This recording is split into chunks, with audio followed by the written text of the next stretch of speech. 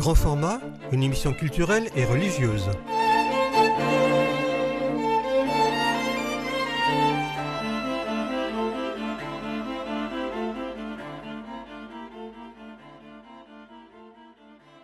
Bonjour, vous êtes sur votre radio chrétienne pour écouter votre émission Grand format.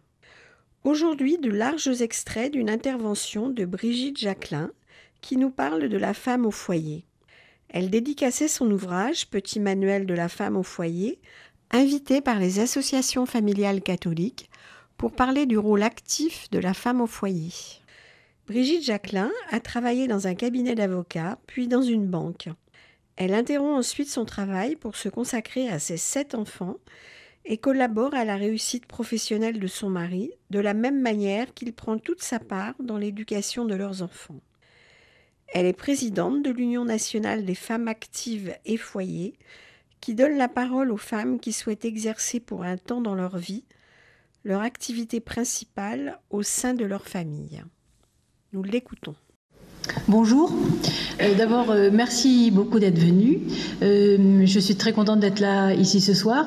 Alors je remercie aussi particulièrement les hommes qui sont là parce que tout ce qui concerne la famille concerne le couple et donc l'homme et la femme, et donc je suis vraiment très touchée que certains se soient déplacés.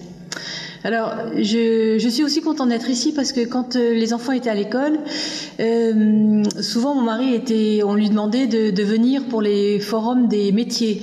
Et à chaque fois, je disais, et vous voulez pas installer aussi une table pour parler de la femme au foyer, parce que quand même ça concerne nos enfants, nos filles et nos fils aussi, etc. pour la vie future.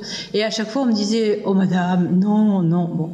Et donc c'était un sujet qui était vraiment nul et non avenu jusqu'à ces derniers temps. Et ces derniers temps, on se rend compte que c'est un sujet qui est crucial et que de plus en plus de personnes se disent que ça vaut peut-être le coup de creuser la question et de se dire que la femme en tant qu'épouse et en tant que mère a sur les épaules quelque chose de très grand, de très beau, et que du coup peut-être que l'air ambiant qui dit que le travail passe avant tout, ça peut être vrai, mais que ça n'est peut-être pas tout.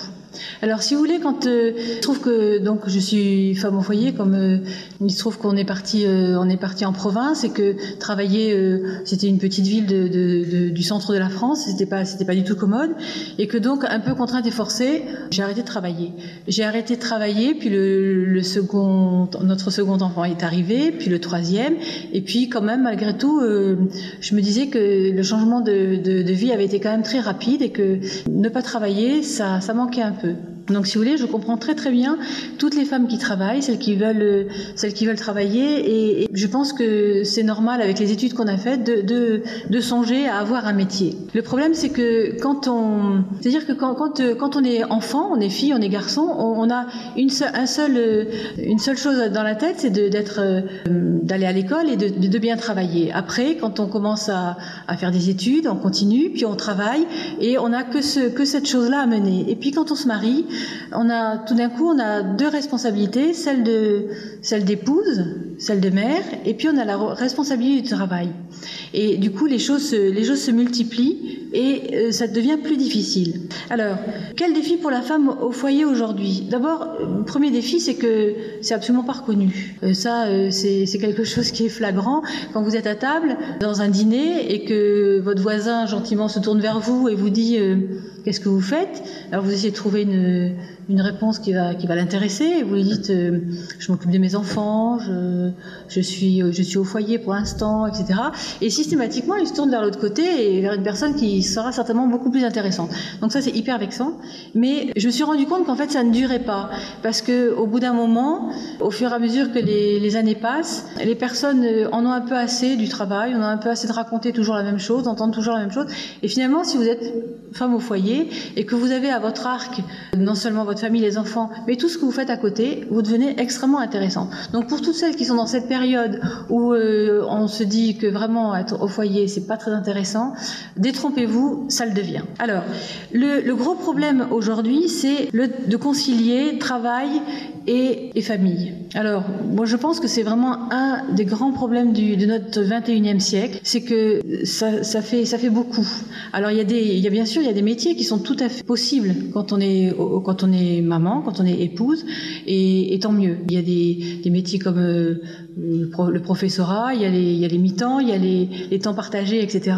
Il y a le travail à la maison, il y a d'être auto-entrepreneur, etc. Ce sont des choses qui sont possibles. Je dis pas que c'est pas lourd, hein, mais c'est possible. Par contre, si jamais on a vraiment un travail, un plein temps à l'extérieur et qu'on revient à la maison et que il faut tout gérer aussi avec le mari, bien sûr, ou avec le conjoint, ça devient plus difficile. Pourquoi est-ce que c'est difficile et que souvent c'est la famille, je dirais, qui trinque un peu? Parce que quand vous avez un métier prenant, vous avez aussi un salaire et vous avez aussi en général un patron ou des collègues. Et si vous voulez, là, on ne vous laissera pas ne pas faire les horaires que vous devez faire, on ne vous laissera pas mal faire votre travail, etc. Et tant mieux pour ceux qui comptent sur vous, hein, sur votre travail. Mais par contre, ça prend beaucoup de temps. Ça prend, si vous voulez, avec les trajets, etc., ça prend du moment où les enfants partent à l'école et jusqu'au moment où le bain, le dîner, vous les voyez pas beaucoup. Ça peut être un petit peu dommage et on verra pourquoi. Et puis, le fait de travailler, donc vous donnez toute une partie de votre journée et puis après, quand vous revenez, alors il y a des choses il y a des choses qui se voient. Les choses qui se voient quand vous travaillez, c'est le résultat de ce qu'on vous a demandé, c'est les horaires, etc. À la maison, qu'est-ce qui se voit?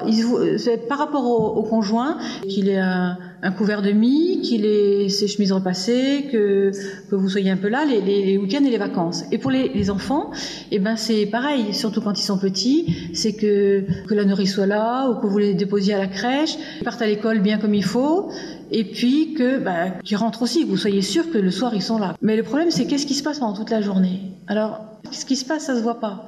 Et du coup, on se dit on a le temps, on le fera demain. Et puis l'enfant grandit, et puis on se dit de toute façon, il grandit, il n'y a pas de problème, il grandit. Et c'est vrai qu'il grandit.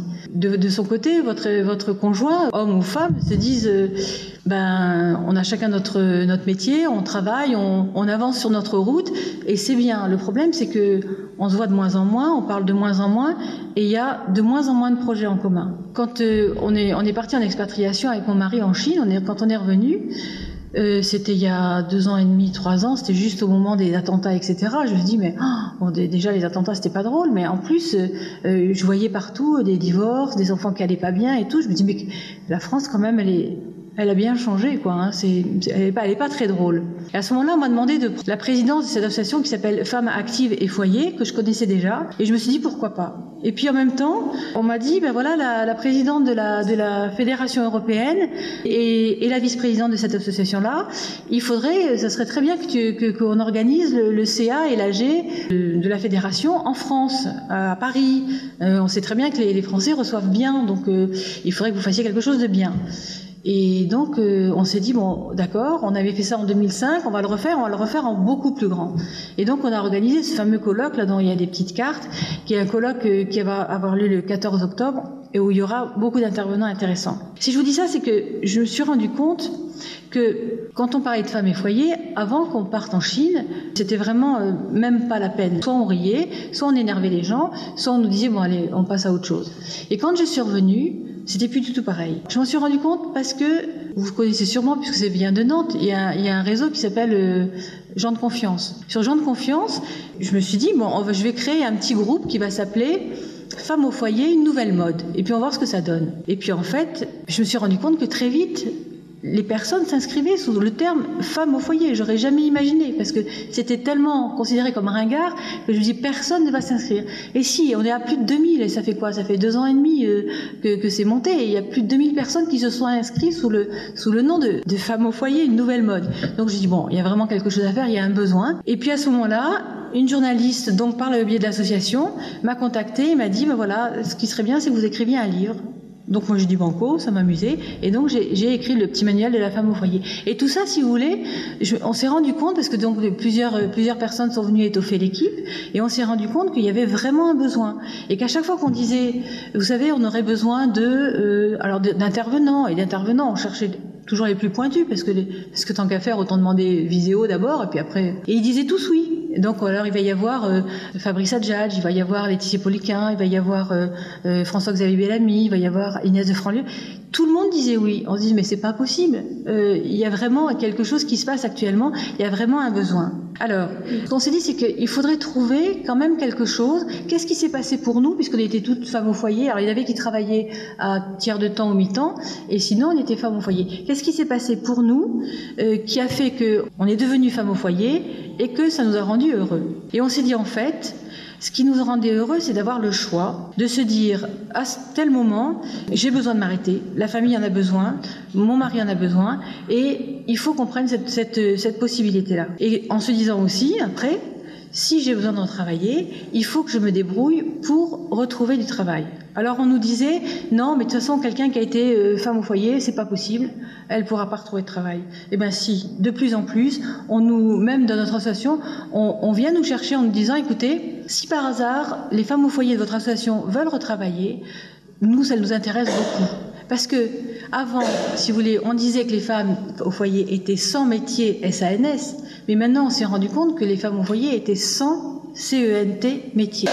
Et du coup, quand on vient nous demander, on dit ben oui, pour les équipes, les femmes au foyer sont vraiment très bien parce qu'elles ont une empathie, elles savent gérer les équipes, elles savent concilier les différents problèmes. Elles ont tellement l'habitude avec leurs enfants. Elles sont coachs aussi parce qu'il faut bien que les enfants grandissent et qu'ils trouvent leur voie. Donc tout ça fait que dans les équipes de travail, nous on demande. Alors on s'est dit bon ben tant mieux, hein, c'est vraiment une bonne chose et une bonne voie. Alors il y a deux mondes qui ne sont pas du tout sensibles encore aux femmes au foyer. Ce sont les médias. Donc nous, ce qu'on aimerait bien, c'est qu'il y ait quand même une reconnaissance sociale. Et la reconnaissance sociale, elle viendra soit de nous, soit des médias, mais les médias, ça va venir petit à petit. Et puis les politiques, pour qui pour l'instant on ne compte pas. Donc on est quand même 2,5 millions à 3 millions donc aujourd'hui, parce que c'est très fluctuant. Hein. Les femmes au foyer, actuellement, ce sont les mêmes personnes que les femmes qui travaillent. Souvent, elles ont travaillé, elles s'arrêtent au moment d'une naissance ou du moment où la famille s'agrandit. Et puis, elles partent retravailler pour une raison ou pour une autre. Et puis, si jamais il y a besoin, elles s'arrêtent à nouveau, etc. Quand on compte, on fait le compte sur une durée très très petite et on dit 2,5 millions à 3 millions de femmes au foyer en âge de travailler, c'est-à-dire entre 25 et 50 ans. L'intérêt de nos réflexions, c'est qu'on s'est dit, bon, qu'est-ce qui débouche de tout ça? C'est le fait qu'on se dise, bon, il faut plus dire maintenant opposer femmes au foyer et femmes qui travaillent, ça n'a plus lieu d'être. Par contre, on peut tout faire, parce qu'on a envie de tout faire, évidemment. Donc les études, le travail, la famille, à nouveau le travail si on veut, ou bien créer son entreprise, être bien, puis après faire du bénévolat, etc. On veut tout. Mais on s'est dit, plutôt que de faire tout en même temps, faisons tout successivement. Et là, ça, c'est quelque chose qui commence à percer, et on n'a plus du tout l'antagonisme de personnes qui disent non mais les femmes qui travaillent, je sais pas quoi, ou les femmes au foyer, elles sont complètement ringardes, ou il n'y a pas moyen de discuter avec elles, je sais pas quoi, elles parlent que de leurs enfants. Non, là, si vous voulez, ça change complètement, parce que il y a une vie avant. Il y a une vie pendant, parce qu'on peut faire des tas de choses quand on est au foyer, et il y a une vie après. Donc là, si vous voulez, c'était juste pour vous dire que il faut plus être dans l'idée de se dire qu'il y a antagonisme entre femmes qui travaillent et femmes au foyer. Il faut que de nous-mêmes, qui sommes au foyer ou qui nous posons la question, on se dise, on arrête là, c'est pas la peine, c'est pas bon, c'est bon pour personne. Il faut vraiment se dire qu'il faut pouvoir choisir. Alors, le colloque va s'appeler « Le défi des femmes aujourd'hui ».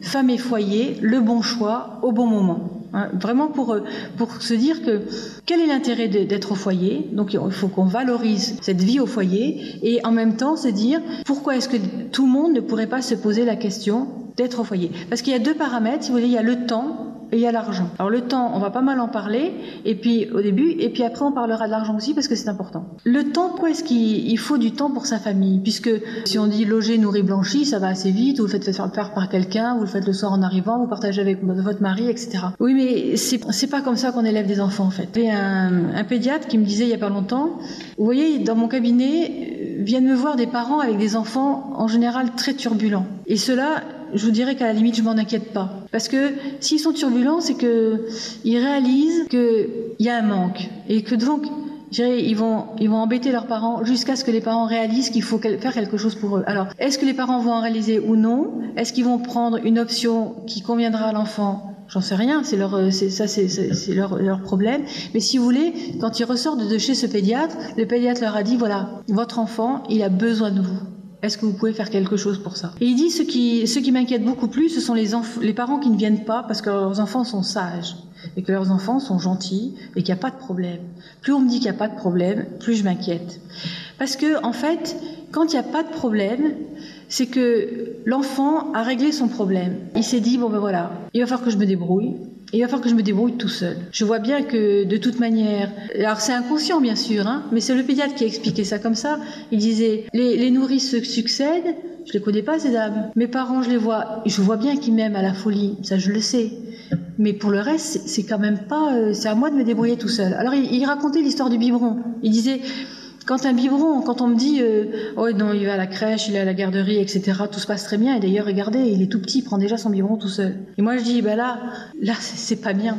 Parce que trop petit, il prend sur lui de se débrouiller tout seul. Alors, moi, mes enfants, je vais vous dire, hein, je leur ai fait prendre les biberons très vite tout seul. Hein. Je coinçais des nounours, je mettais le biberon, parce que j'avais pas trop le temps. Hein.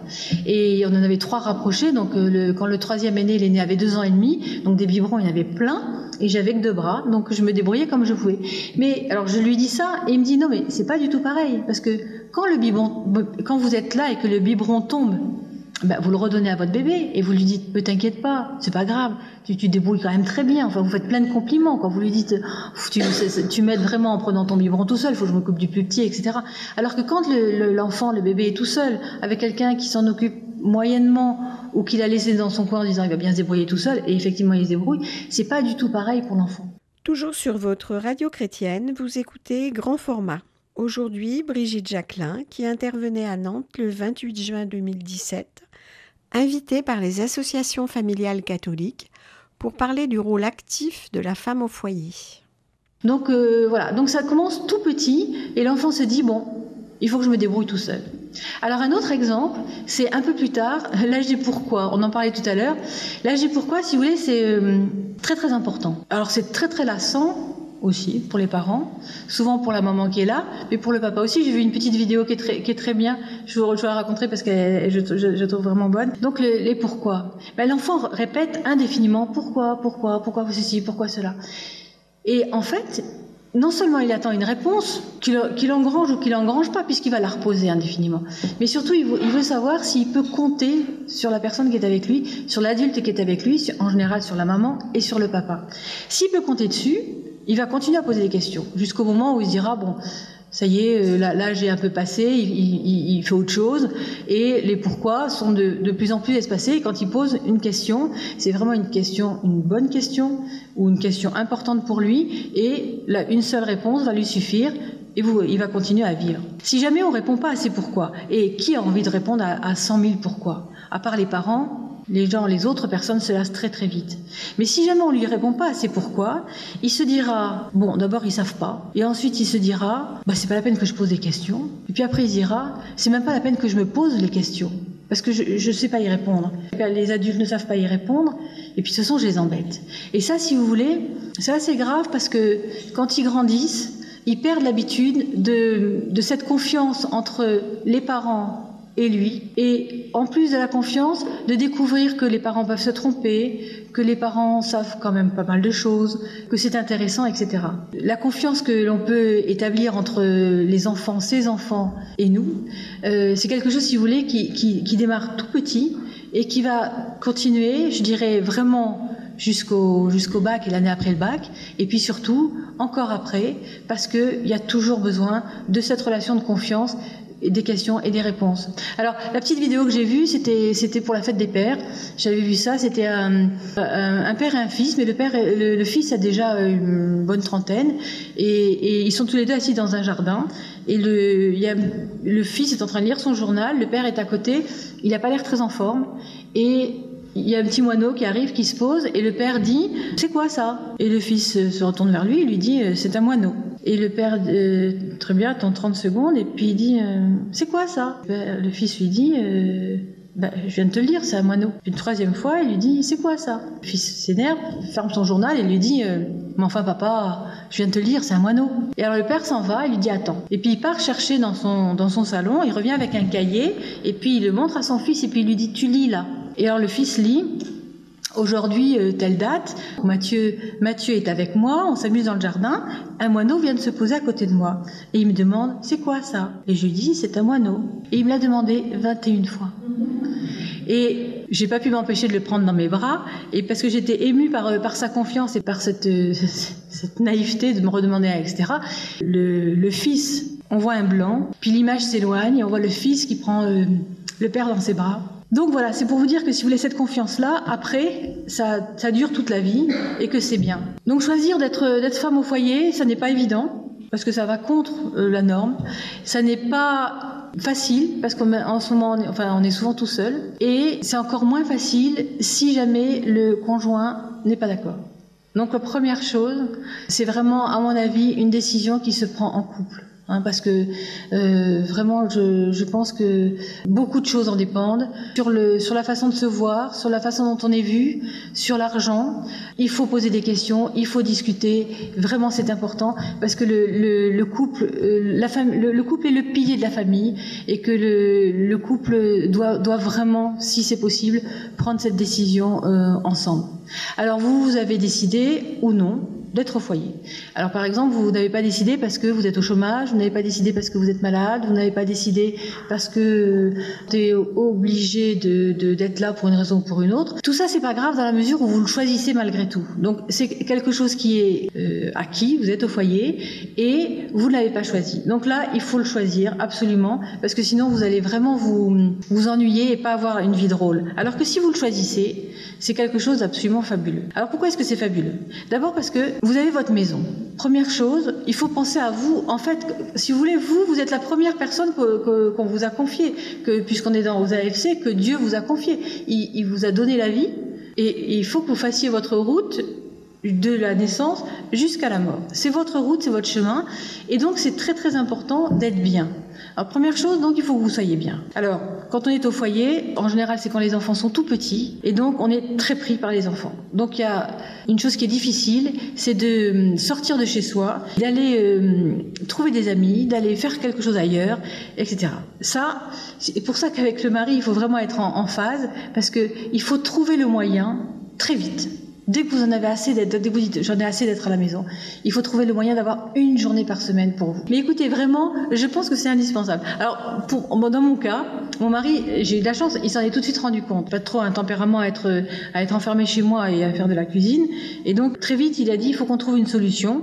Et on a été pas mal muté parce qu'il est ingénieur et qu'on a bougé. Et à chaque fois, on a trouvé une solution pour que j'ai une journée par semaine. Alors, si vous voulez, ça peut être quoi ? Ça peut être les garderies, les crèches, les nourrices, parce que même les nourrices, moi, m'ont pris une de mes petites filles alors que je travaillais pas, etc. Parce que si vous voulez, quand on est au foyer, il y a une chose qui est très bien, c'est qu'on a le temps de discuter, le temps de faire comprendre pourquoi on demande ceci, pourquoi on demande cela. Et du coup, en général, si on est gentil, agréable, etc., on arrive à nos fins. On arrive toujours à nos fins. Je sais pas comment ça se fait, mais on arrive à nos fins. Donc c'est ça qu'il faut se dire, c'est que avec du temps et un sourire, en général, c'est pas mal. Donc, si jamais ça c'est pas possible, il y a les amis. Prenez l'enfant un jour, vous donnez l'autre jour. Ça c'est très commode pour les repas, pour la cantine, ou bien les repas où on échange. Il y a les parents et les beaux-parents. Je ne sais pas si vous avez la chance d'avoir vos parents ou vos beaux-parents à côté. Mais, alors j'aurais pas dit ça avant, peut-être quand j'étais pas grand-mère, mais là je suis grand-mère. Et je peux vous dire que si on me confie mes petits-enfants, ça me fait extrêmement plaisir. Donc j'ai bien dit que je ne voulais pas remplacer, je ne remplacerai jamais une garderie, une nourrice ou je sais pas quoi tous les jours. Mais par contre, un jour par semaine, alors ça, autant qu'on veut. Donc ça, si vous voulez, c'est quelque chose à demander, à suggérer, même à la belle-mère, parce que figurez-vous que la belle-mère, elle n'a qu'une envie, c'est de voir ses petits-enfants. Donc n'hésitez pas, faites-lui confiance. Elle a su élever l'homme qui est devenu votre mari.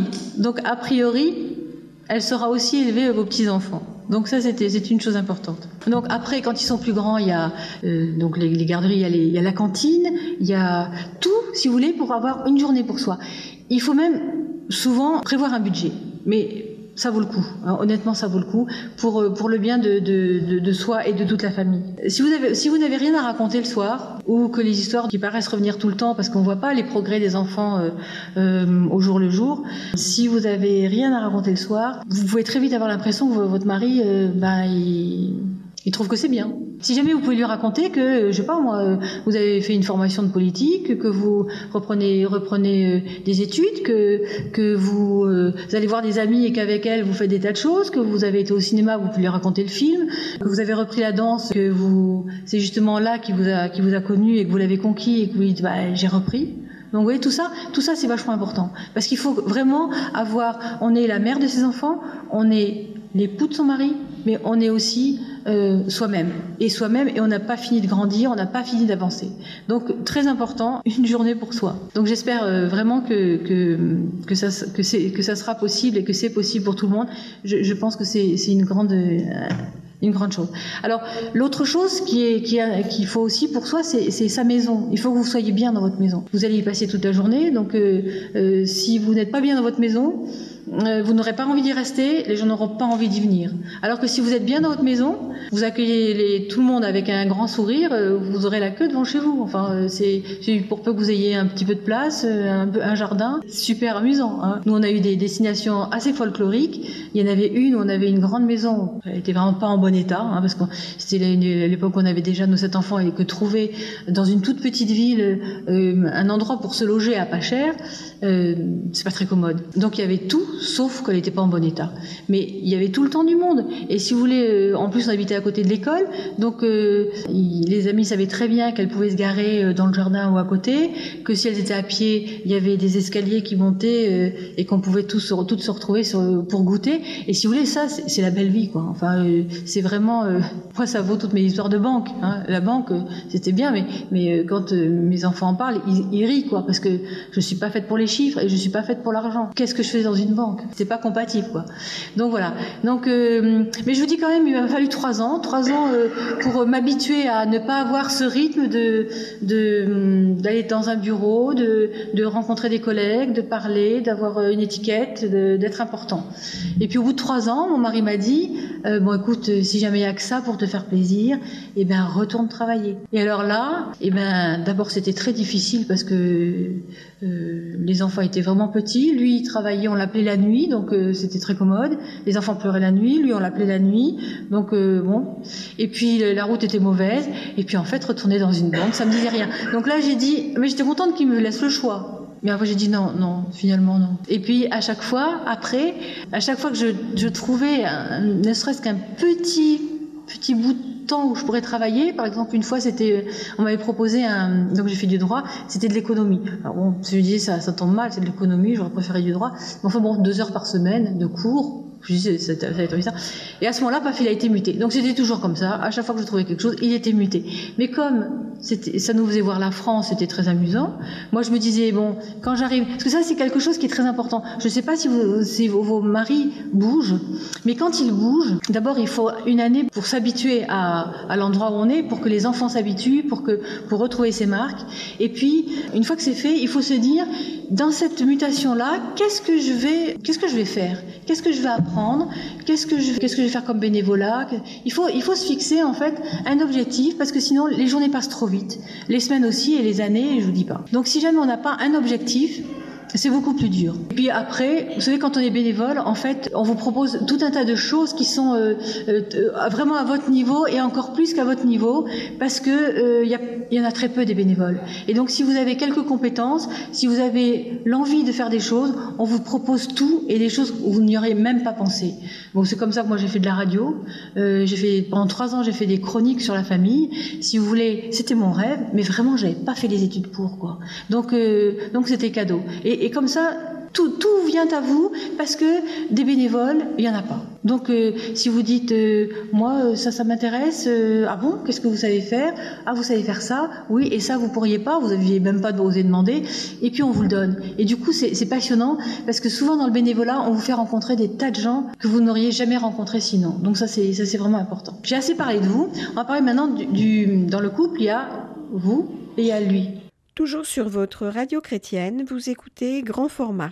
Aujourd'hui, Brigitte Jacquelin, qui intervenait à Nantes le 28 juin 2017, invitée par les associations familiales catholiques pour parler du rôle actif de la femme au foyer. Alors lui, en fait, il a vraiment besoin de vous. Le problème actuellement, c'est que il a besoin, comme vous avez besoin de lui, il a besoin de vous. C'est-à-dire que vous avez besoin qu'il vous donne du temps et il a besoin que vous lui donniez du temps. Et ça, c'est beaucoup plus facile quand on est au foyer. Si on n'est pas au foyer, on se débrouille. Mais au foyer, on peut choisir le temps qu'on va passer, etc. Alors, lui, il a une passion, il a des passions, hein, ça c'est sûr. Et vous n'êtes pas exactement pareil, vous le connaissez pas bien, lui, vous le connaissez jamais complètement. Et par contre, vous savez très bien qu'il a des passions. Alors, sa première passion, c'est vous. Donc ça, c'est de la chance. Parce que du coup, il faut vraiment il faut vraiment faire en sorte que ça dure, que ça soit normal et que ça soit vraiment une belle chose. Ses autres passions, si vous voulez, il aura envie, mettons qu'il soit un mordu de foot. Il aura envie de regarder tous les matchs. Il aura envie de faire ses entraînements, etc. Il en faut. Mais donc ça, c'est toujours pareil. Ça se discute. C'est des choses qu'on peut mettre sur le tapis beaucoup plus facilement si soi-même, on a pris le temps de faire les choses et qu'on se dit, bon, quand il va arriver, voilà, dans la journée, j'aurais réglé un certain nombre de problèmes du quotidien, j'aurais réglé un certain nombre de problèmes avec les enfants. Ce temps qu'il va passer avec moi, qu'est-ce que je veux qu'on en fasse? Et si jamais vous êtes tous les deux dehors toute la journée, il va falloir parer au plus pressé. Donc il y aura peut-être les factures, il y aura peut-être, je sais pas moi, le bain des enfants, il y aura peut-être le dîner, etc. Si jamais vous avez fait tout ça dans la journée, je sais pas si c'est très amusant, hein, moi ça me passionne pas, mais d'un autre côté, ça permet de réfléchir, ça permet de voir les enfants, etc. C'est pas si mal. Et donc au moment où il arrive, vous vous dites, allez voir les enfants, bien sûr, leur dire bonsoir, etc., lire une histoire et tout ça. La vaisselle, bon, de toute façon, je sais pas, vous avez la vaisselle, c'est plus facile, mais il peut y avoir des choses pour lesquelles vous avez besoin d'aide. Dans ces cas-là, il faut lui demander, mais pas tout, si vous voulez. C'est pas la partition à égalité de ce qui se passe à la maison pour l'homme et pour la femme. C'est bien, mais moi je me disais toujours, je préfère aller au cinéma avec mon mari, bien alors s'installer bien dans un canapé et puis regarder un bon film, plutôt que de lui demander de passer l'aspirateur. Enfin, ça fait du bruit, c'est pas drôle, on peut pas se parler, quoi. Donc si vous voulez, il faut choisir les moments qu'il a quand il rentre pour que vous en profitiez à fond, quoi. Alors, ça n'empêche pas de lui dire, sur le chemin du retour, si tu es un fleuriste, tu peux t'arrêter 5 minutes, là, moi j'aime bien les fleurs, quoi. Donc ça, il faut aussi donner des idées, parce que quelquefois, c'est pas si facile. Donc ça c'est une chose qui est importante. Après, l'autre chose qui est très importante, c'est les vacances. Et les vacances, c'est comme pour vous, une journée par semaine. Alors vraiment, moi je vous suggère, pas tous les ans si c'est pas possible, mais tous les 2 ou 3 ans, partez tous les deux. Vous abandonnez tous les enfants et vous partez tous les deux. Et je dis toujours au moins 3 jours. Abandonner les enfants, c'est pas facile, mais c'est pareil. Vous le faites vous les confiez aux amis et vous leur dites, ça va être extra, on vous rend l'appareil, partez à 2. Vous demandez aux parents, vous demandez aux beaux-parents, ça fait quand même des personnes. Nous, on a réussi à partir, on en avait 7. Et on pouvait pas trop demander aux parents, parce qu'ils étaient loin et parce que c'était pas facile. Ayez des amis. Et puis après, les amis, les amis, proposez-leur d'abord, si vous voulez, je te prends tes enfants, vous partez à 2, et puis après, à charge de revanche. Mais ça marche très très bien. Et alors, pourquoi est-ce que c'est intéressant de partir à 2 et pourquoi au moins 3 jours? À 2, parce que si vous voulez, quand vous êtes connus, que vous vous êtes choisis et que vous êtes mariés, pas d'ailleurs, puisque, enfin, AFC en général, bon, vous avez choisi la bonne personne. Il faut pas hésiter à vous dire, le jour où on s'est choisi, le jour où on s'est décidé et qu'on a pris l'engagement de se marier et de fonder une famille, on ne s'est pas trompé. Mais par contre, il peut y avoir, chacun grandit de son côté, il peut y avoir des ajustements à faire, et ces 3 jours minimum de vacances à 2 sont là pour recréer cette intimité, recréer ce bonheur de se retrouver, et puis redécouvrir et découvrir qu'on a changé nous, et que lui a changé, et que c'est pour le mieux. Mais pour ça, il faut le savoir. Alors pourquoi 3 jours? Parce qu'en général, quand on part comme ça, on est crevé. Alors lui, parce qu'il a travaillé, qu'en général les boulots sont pas faciles, et vous, parce que vous avez travaillé chez vous, et qu'en général, c'est pas facile non plus. Il a fallu faire les valises de tous les enfants, il a fallu tout organiser, etc. Donc vous partez, vous êtes mort. Premier jour, on s'engueule. Enfin, nous très souvent. Donc parce que on est trop fatigué, parce que les choses n'ont pas été bien bouclées. Alors après, il y avait un évêque qui disait dites-vous toujours que tout ce qui a été fait a été bien fait, et pour tout ce qui n'est pas fait, c'est trop tard. D'accord? Mais j'ai pas su tout de suite ça. Donc du coup, je trouvais que c'était pas bien fait, qu'on n'avait pas. Bref, le premier jour, c'est parfois un peu difficile. Le deuxième jour, on se repose. Et ça, c'est bien. Et le troisième jour, on commence à discuter, on commence à apprécier, on commence à faire des tas de trucs. Donc, moi, je dis 3 jours, parce que si vous arrêtez au deuxième jour, eh ben, vous n'êtes pas allé jusqu'au moment où vraiment on en profite à fond. Et ça, c'est dommage. Après, s'il y a un 4e et un 5e jour, alors ça, c'est génial. Alors après, donc, pour le couple, il y a un problème dont on ne parle pas souvent et qui est très important, c'est l'argent. Parce que, si vous voulez, le fait que vous ayez arrêté de travailler ou que vous n'ayez pas pas commencé ou je sais pas, bref, il n'y a qu'un salaire. Et un salaire, à moins d'être Crésus, à moins d'avoir un mari qui gagne des 1000 et des 100, etc., eh bien, un salaire, c'est pas beaucoup. Hein. Alors à Paris, encore moins, mais partout, un salaire, c'est pas beaucoup.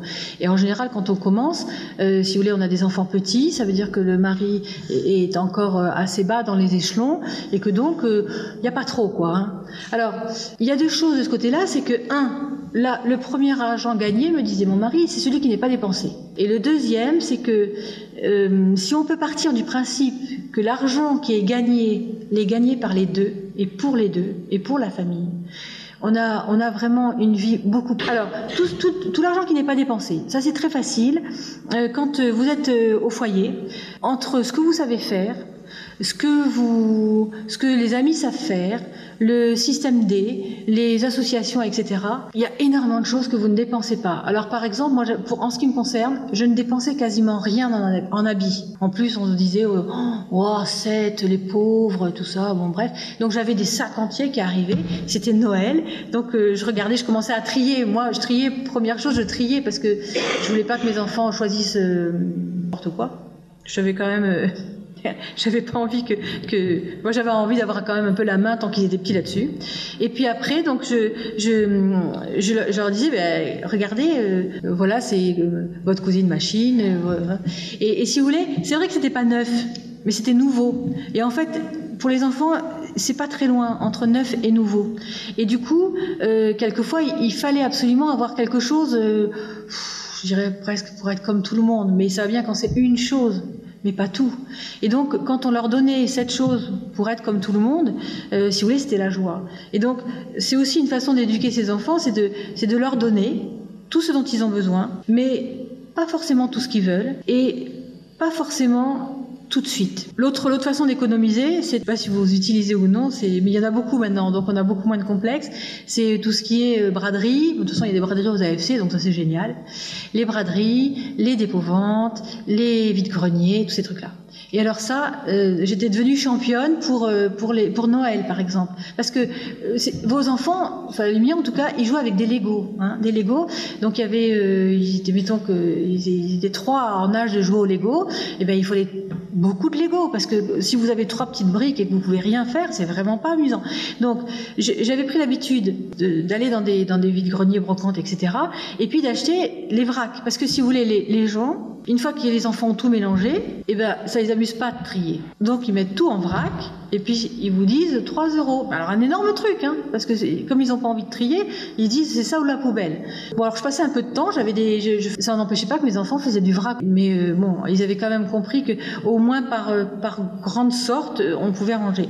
Et ce qui fait que là, vous économisez beaucoup de choses. Alors, il y a un incontournable, c'est le logement. Le logement, ça c'est vraiment la chose pour laquelle c'est vrai que je continuerai à me battre, c'est pour que les politiques se rendent compte que être au foyer, c'est un grand service qu'on fait à la nation. En général, il y a plusieurs enfants et que les enfants sont vraiment le cadeau pour la nation, et que donc il faudrait au moins revenir à ce que nous on a eu, à ce dont on a bénéficié, c'est-à-dire ce congé parental de 3 ans où on n'avait pas tout à fait le SMIC, mais presque. Et donc, si vous voulez, on n'avait pas besoin de déménager. On avait un loyer où on avait bref, il fallait rembourser les emprunts, voilà. Et on pouvait le faire avec cette allocation qui était donnée. Et en fait, cette allocation, elle a été réduite. Maintenant, elle est à peu près correcte quand on prend 1 an, mais 1 an, c'est pas beaucoup. Donc, moi, je vous engage vraiment à essayer de suggérer partout où vous allez que le congé parental soit de 3 ans et qu'il soit, je dis pas un salaire, parce que pour moi un salaire, si vous voulez, c'est un patron. Et un patron, ça sera l'État. Et l'État, si vous voulez, il peut être très bien, ou il peut ne pas être bien. Donc moi je ne tiens pas au salaire. Par contre une allocation, oui, ça je pense qu'une allocation, n'hésitez pas à demander à temps et à contre-temps une allocation et qui pas le SMIC parce que ça fait beaucoup, mais quand même qui permette de continuer à vivre la vie qu'on avait avant en faisant attention sur un nombre de choses, mais par contre pour avoir un logement correct. Donc ça c'est vraiment important. Pour l'argent, il y a les vacances. Alors les vacances, écoutez, honnêtement, c'est pas la peine de partir loin, c'est pas la peine de faire des grands frais. De toute façon, le spectacle, il est entre vous et les enfants. Ça c'est clair que on s'ennuie jamais. Si jamais on met à faire des choses ensemble, on s'ennuie jamais. Et puis on est partis nous à l'étranger, mais on est partis à l'étranger dans des conditions toujours minimaliste, c'est-à-dire que d'abord je sais pas comment on s'est débrouillé, à chaque fois qu'on voulait aller quelque part, il y avait eu la guerre avant, donc rien n'était cher, tout le monde avait dit qu'il voulait pas y aller, les tours opérateurs étaient trop contents d'avoir tout d'un coup 9 personnes qui arrivaient, donc on nous déroulait le tapis rouge. Alors c'est comme ça qu'on est parti en Grèce, qu'on avait pris les cabines les moins chères, le plus bas. On s'était dit mais on voit vraiment pas qui va dormir dans ce petit camion. D'abord il est pas équipé du tout pour, et puis en fait les enfants étaient quand même petits parce que la dernière avait 2 ans et demi. Donc on s'est dit on est bien à 2 parents pour gérer tout ça. Donc si jamais il y en a un qui va dans le petit camion là c'était pas commode. On arrive sur le bateau, on nous dit vous êtes la famille Jacquelin? Oui.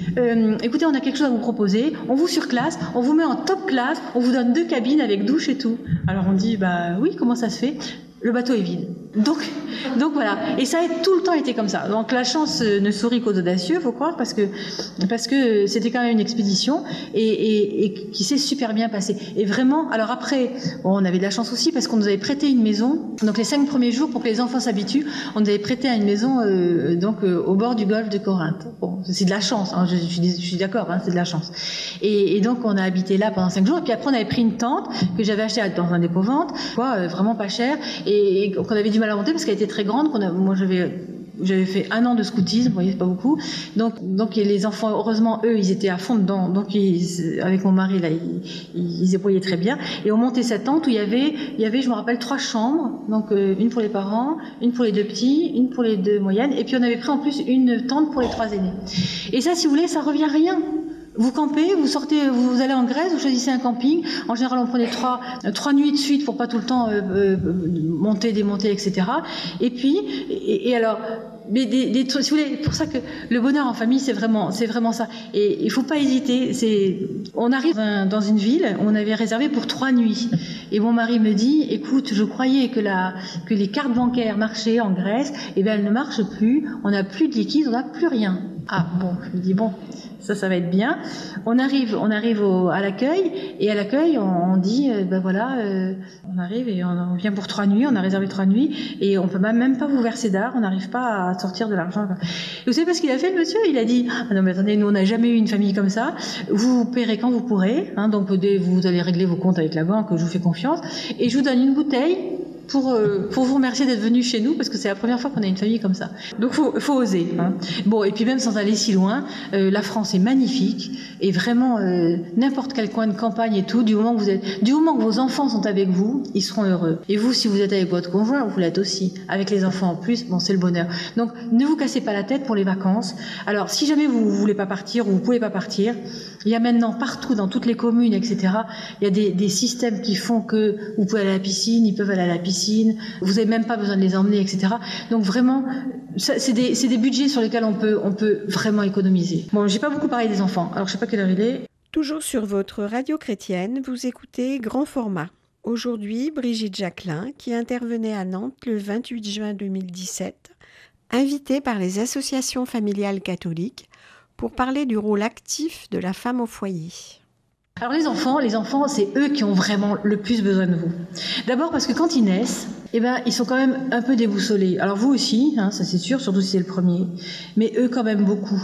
Et que il y a un changement radical entre le fait de pouvoir être avec vous, de vous entendre, et puis le fait d'être brinque-ballé d'un endroit à un autre. Pardon, c'est très délicat parce qu'il y a tout un tas de personnes qui peuvent pas faire autrement que de travailler. Je comprends très bien.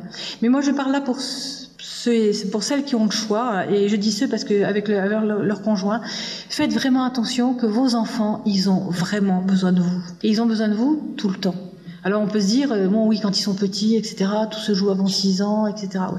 C'est vrai, c'est très vrai.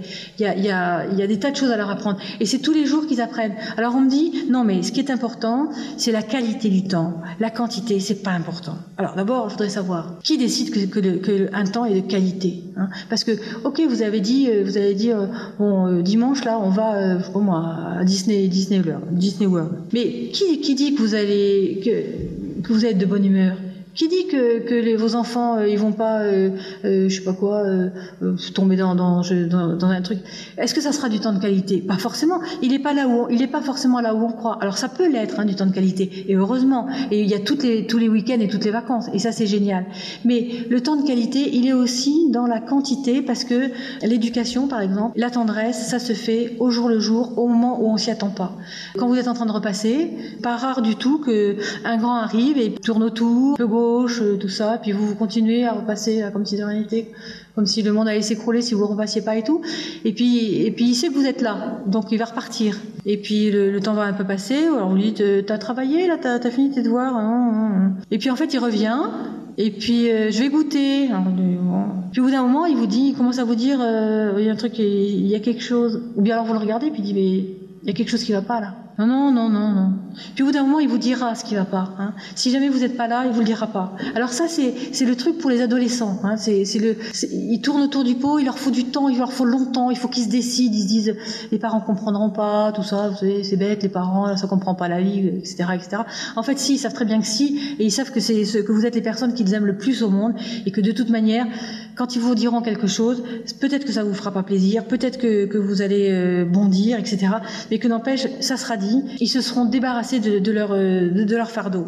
Alors ça, c'est quand ça va pas bien. Nous, je vous donne juste un exemple. En seconde, on a un de nos fils, ça faisait 3 jours que je voyais, il rentrait. Oui, parce que un autre truc qui est bien aussi, mais ça beaucoup plus petit, c'est d'être là quand ils reviennent de l'école. Ça, c'est surtout quand ils sont petits, là, bon. Mais ça, on en reparlera.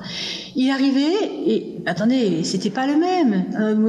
Notre fils, il est super gentil, souriant, drôle, enfin même tellement drôle que les professeurs appréciaient pas tellement. Bon, bref. Mais moi, je le connaissais, je savais qu'il était comme ça. Et puis là, ça faisait 3 jours qu'il rentrait et que ça n'allait pas.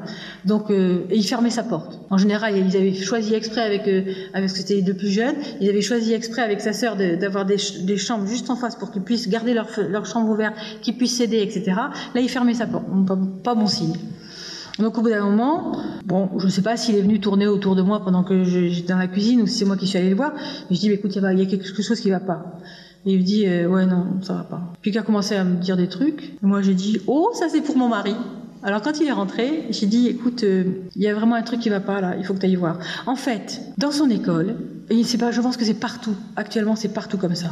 Donc en seconde, il allait à la cantine et il y avait un petit groupe de garçons qui avaient décidé que pour avoir le droit de déjeuner avec les autres, il fallait pouvoir raconter le porno de la veille. Donc ça faisait 3 jours. C'était pas très commode parce que notre ordinateur était dans le bureau et que les portes étaient ouvertes, qui se cassaient la tête pour savoir comment ils pourraient regarder un porno pour pouvoir aller à la cantine avec les autres. Bon, si vous voulez, heureusement, il en a parlé à mon mari et du coup, on lui a expliqué que la cantine c'était bien, que le porno c'était pas bien et qu'il allait se démolir de belle façon et que est-ce qu'il n'y avait pas au moins 2 ou 3 dans sa classe qui peut-être pourraient déjeuner ailleurs qu'avec les autres qui racontaient tout leur porno. Ça, si vous voulez, il faut vous dire que c'est tout le temps. Je suis allée voir le premier, j'étais déléguée de classe. Donc ça, c'est un autre truc. Profitez-en, si vous êtes au foyer, si vous êtes à la maison, si vous avez le temps, soyez déléguée de classe. Vraiment, alors si vous avez beaucoup d'enfants, c'est un job à plein temps. Donc pas tous les ans pour le même, mais vraiment, c'est important parce que vous êtes au courant de choses et ça vous donne un petit pouvoir. Donc, en tant que déléguée de classe, je suis allée voir le proviseur et je lui ai dit, écoutez, monsieur, il y a vraiment des choses qui sont pas terribles. Je lui raconte, Et je lui dis, il me dit, mais je peux rien faire. Je dis, écoutez, peut-être qu'on peut prévenir les parents, au moins. Il n'a jamais voulu. Rien n'a été fait. Bon, alors ça, bon, moi je comprends pas bien. On peut avoir peur, on peut se dire que c'est le début, que personne ne sera au courant, que ça va faire une tâche sur l'école, etc. C'est quand même vachement grave. Donc je vous dis, alors, ça c'était en seconde. 5 ans avant, en 4e pour un autre, c'est l'anniversaire d'un tel, que je peux y aller. Oui, pas de problème et tout. Puis il revient, il me dit, mais c'était bizarre quand même. Je dis, bon, qu'est-ce qui était bizarre? Eh ben, il y a machin, pour l'anniversaire, il lui a donné du cannabis. Mais comment ça se fait? Eh ben, ses parents en cultivent chez eux. Donc il peut se servir. Donc pareil, je vais voir le proviseur, je dis écoutez, vous êtes au courant? Ah oui, vous savez. Je dis mais attendez, quand même, si on donne ça comme cadeau d'anniversaire, ça commence à devenir grave, non? 4e encore, voyage de catéchisme. Donc parce qu'en 4e, ils m'ont sorti un panneau comme ça avec que des préservatifs, vous voyez, et moi j'ai cru que c'était des chaussettes. Alors bon, ils sont bien marrés, hein. Mais si vous voulez, il faut tout surveiller tout le temps. Et là, en 5e, c'était un petit garçon, mais vraiment, il était hyper mignon, enfin gentil comme tout. Il s'appelait Pablo. Et puis il y a un autre élève qui vient me voir, qui dit Madame, Pablo, il a un drôle de livre. Je dis ah bon, je vais voir. C'était une bande dessinée porno, encore une fois. Alors je dis mais Pablo, enfin comment ça se fait que t'es ça? Ah mais il me dit mais c'est pas grave madame, je l'ai amené parce que comme ça tout le monde peut voir. Je dis, ça c'est sûr. Mais est-ce que ça te plaît bien ça? Alors il me dit bah, je sais pas moi. Je dis t'en regardes souvent? Bah, je dis mais comment ça se fait? Tu les trouves où? Bah chez moi. Ah bon? Ah oui, parce que dans le salon, mon papa, il a une étagère comme ça, et il me dit de pas exagérer. Donc là, j'en ai pris un pour aujourd'hui. Je me suis dit, mais super cadeau. Et donc, vous voyez, c'est quand même spécial, quoi. Hein. Donc, faites attention à vos enfants, faites attention à l'école. Pas toutes les écoles, hein, il y en a des très bonnes. On en a vraiment rencontré des très bons professeurs, etc. Mais soyez quand même vigilants, parce que vous trouverez tout de suite, quand vos enfants sortent, je reviens donc un peu en amont, quand vos enfants sortent de l'école, que ce soit la maternelle, que ce soit le primaire, que ce soit le collège. Dans le collège, à partir de la 6e, vous n'avez plus le droit de citer en général. On va dire jusqu'au CM2. Bon, même pas jusqu'au CM2 pour aller les chercher, mais au moins jusqu'au CP ou CE1, si vous allez les chercher, tout de suite ils vous raconteront. Hein, parce qu'après, ils ont oublié. Donc, vous ne saurez pas grand-chose. Ne leur donnez pas des goûters sur le trajet du retour, parce que s'ils ont la bouche pleine, ils peuvent pas vous parler. Donc attendez d'être à la maison et de prendre un bon goûter avec eux ou pas. Moi j'ai pris plein de goûters, donc vous voyez maintenant ça va. Hein, je suis pas mince, mais au moins je connais mes enfants et je me suis bien régalée avec eux. Et puis après, quand ils sont plus grands, accueillez-les à la maison, c'est l'avantage. Nous on disait toujours, moi j'ai toujours, je veux bien faire tout ce que vous voulez quand les enfants étaient plus grands, qu'ils étaient tous à l'école. Donc j'avais 1 voire 2 jours de cantine, 2 journées pour moi. Et puis par contre à 4h30, parce que nous ils sortent à 4h30. 4h30, je ne suis là pour personne d'autre que les enfants. Et le soir, je ne suis là pour personne d'autre que pour les enfants et mon mari, de même que le week-end. Donc si vous voulez, tout se passer en semaine et pendant les horaires de classe. Ce qui fait que c'est vrai que la vie de famille et le bonheur en famille, ça, je peux vous dire, c'est à fond, quoi. Il y a une connivence qui se crée, il y a des codes, peut-être même trop, parce que surtout quand les familles sont nombreuses, ceux qui viennent, alors il y a ceux qui viennent tout le temps et qui sont parfaitement au fait de toutes les citations, de tous ces trucs-là, et c'est parfait. Mais si vous déménagez souvent, vos enfants eux gardent toute leur ambiance de famille, pas forcément, et ben il faut faire attention d'être accueillant et d'expliquer parce qu'en général les autres enfants aiment beaucoup venir dans les familles où il y a des enfants. Mais il faut quand même prendre juste le temps de dire ben voilà, ça c'est tel film, et puis après ils s'y mettent, ils vont regarder chez eux tous les films et ça se passe bien. Ces moments en famille sont vraiment vraiment vraiment très très constructifs pour chacun des enfants et pour tous les enfants en même temps. Qu'est-ce qu'on pourrait dire? Alors dans ce petit livre, je reprends ces points et je vais jusqu'à l'année après le bac. Hein, parce que l'année après le bac, on va dire le lycée. Qu'est-ce qui se passe au lycée? Au lycée, il y a, et même avant maintenant, au collège, il y a un problème, c'est les écrans. Hein, les écrans, c'est une lutte perpétuelle. Et les écrans, les sorties. Les sorties, nous, on avait pris le principe de savoir un peu où étaient les enfants, d'aller les rechercher, d'avoir des parents amis qui savaient un peu, etc., de veiller au grain un minimum et de donner si vous voulez, il fallait qu'il y ait qu'il y a un rapport de confiance. Si vous dites tu rentres à... Alors ça dépend de l'âge, mais si vous dites tu rentres à 10h, il faut que ce soit 10h. Si vous dites c'est minuit, il faut que ce soit minuit. Et il faut que, si vous voulez, cette confiance-là, elle soit stricte. Je ne sais plus, dans un livre, j'avais vu que quand ils sont tout petits, l'enfant comprend très bien si vous dites non, et si ce non, c'est un non oui, si c'est un non non, ou si c'est non. Donc, si vous voulez, ça, ils comprennent très petit comment vous fonctionnez. Donc, si jamais vous laissez les choses de plus en plus... si vous perdez la main de plus en plus sur des choses de plus en plus importantes. Soyez vraiment présents. Et l'adolescence, si vous voulez, c'est un moment merveilleux. Hein. Je ne sais pas tout ce qu'on dit de la catastrophe de l'adolescence et tout. C'est un moment merveilleux. Et pourquoi c'est merveilleux? Parce que c'est le moment où les enfants sont suffisamment autonomes pour vous émerveiller, parce qu'ils sont complètement différents de vous. Ils ont beau ressembler à votre mari ou à vous, c'est quand même un heureux mélange, et quelquefois un mélange qui est complètement différent, et si vous voulez, c'est passionnant à découvrir. Et en même temps, ils sont super dépendants, et si jamais ils vous disent, ils ruent dans les brancards et tout, c'est aussi pour vous tester, et pour vous dire, attendez, j'ai quand même vraiment besoin de vous, je compte sur vous, il faut vraiment être là, quoi. Hein. Donc c'est un mélange, et ce mélange-là, il est passionnant, il est vraiment passionnant, parce que vous commencez à découvrir quels adultes ils vont devenir. Alors quelquefois, les professeurs, ils n'ont pas forcément cette vision-là. Donc je pense qu'avec l'école et le collège et le lycée, ce dont il faut se méfier, c'est des groupes. Hein. On avait un professeur qui était très bien et qui nous avait dit vous ne vous imaginez pas comme votre enfant est différent quand il est seul ou quand il est en groupe. En groupe, ils peuvent tous s'autoriser. Donc essayez de connaître le groupe, essayez de savoir qui il y a dans le groupe, et c'est de savoir quel est le but du groupe. Hein, c'est vraiment important. Tout ça, si vous voulez, c'est les défis des femmes au foyer, c'est pour le bonheur en famille, c'est intimement lié.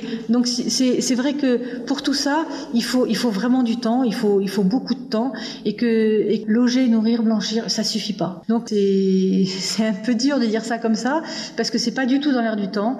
Mais j'avais quelqu'un qui disait, mesdames, sachez que votre enfant, il s'élève pas tout seul. Et c'est vrai, il faut vraiment, vraiment, vraiment être là. Par contre, si vous avez plusieurs enfants, vous serez très aidés. Parce que chaque enfant a une place particulière dans la fratrie. Hein. Mais si jamais vos aînés, en grandissant, ont compris un certain nombre de choses. Alors, tout en étant super attentifs pour les plus jeunes. Parce que ce qu'on m'avait dit, qui m'a beaucoup servi, on m'a dit, fais attention, dans les grandes familles, les derniers sont très dégourdis. Ils sont très drôles. Et la plupart du temps. Mais par contre, ils sont beaucoup plus livrés à eux-mêmes. Et ça, c'est pas bien. Parce qu'ils ont besoin d'autant de présence, d'autant d'éducation et de tendresse que les autres. Et ça m'a beaucoup servi. Parce que quand vous avez dit 5 fois une chose, vous avez l'impression que vous l'avez dit à la terre entière. Mais malheureusement, le 6e et le 7e, ils l'ont pas entendu. Et donc, ils le savent pas. Alors, soit ils ont appris des choses par ailleurs, soit ils inventent, soit ils tombent sur la bonne chose. Et ça, c'est bien. Mais donc, en se disant que il faut redire, à chaque enfant, il faut redire, c'est quand même une bonne chose. Après, vous serez surpris en disant, ah bah oui, il le savait déjà, il avait déjà compris, etc. Donc, ce sera moins long. Mais il faut quand même partir du principe que tout ce qui est important et tout ce qui va sans dire va encore mieux en le disant. Toujours sur votre radio chrétienne, c'était votre émission Grand Format. Vous avez pu écouter de larges extraits de l'intervention de Brigitte Jacquelin. Elle nous a parlé des défis de la mère au foyer, garante de l'amour en famille au quotidien. Si le bonheur est dans le quotidien, l'amour en famille est la chose qui demande le plus de volonté, de disponibilité et d'énergie. Je vous rappelle que vous pouvez réécouter Grand Format en podcast sur radiofidélité.fr et également que vous pouvez nous faire part de vos remarques sur la page Facebook de la radio. Merci de votre fidélité et à très vite pour un nouveau rendez-vous sur votre radio chrétienne.